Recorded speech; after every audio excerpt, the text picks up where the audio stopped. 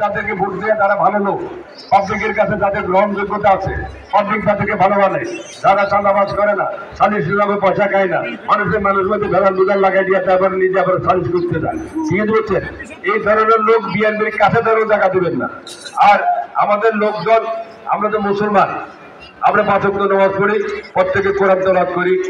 এই জিনিস এখন আরো বেশি বেশি জলবাদী আপনার ইয়েতে দেখতে হবে, মসজিদে দেখতে হবে। কারণ এই আমাদের যেতে হয়তো বা অনেক মামলা মকদ্দমা ছিল, পড়া চলা আসলে ঠিক মতো জলবাদী মসজিদে যাইতেন না, অসুবিধা আছে। কিছু লোক এই সুযোগটা নেওয়ার চেষ্টা করতেছে। বলবেন তো বলবেন ৩-৪ ডবল যাতে এক এক মসজিদের লোক হয়, আমাদের লোকের ঘরে না পড়ি, মসজিদের জন্য সব বেশি, 2 কাজ হলো, দলেরও কাজ হলো, মসজিদে দেবেন। আর মসজিদে ইমাম যখন দেখবো বিএনপি সকল নেতা কর্মী মসজিদে বুঝতে যাচ্ছে, কিছু কিছু ইমাম আছে আমল তামল বক্তৃতাও দেয়, হেরা দিতে আর সাহস পাবে না। ঠিক আছে, অন্য কোনো দলের বা কোনো ব্যক্তিগত কোনো পারপাস সার্ভ করা তারা সুযোগ পাবে না। আজ আমাদের যারা এখানে শহীদ পরিবার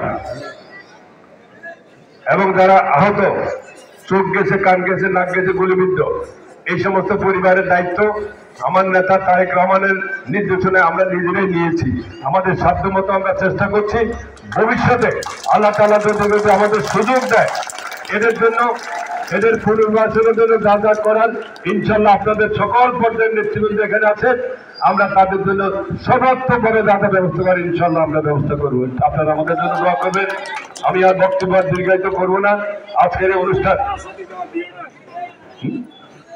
এখানে আরেকটি বিষয়, এই পবিত্র, এটা হচ্ছে জনপ্রতিনিধি, এটা জনপ্রতিনিধি না, এটা হচ্ছে ইউনিয়ন পরিষদ।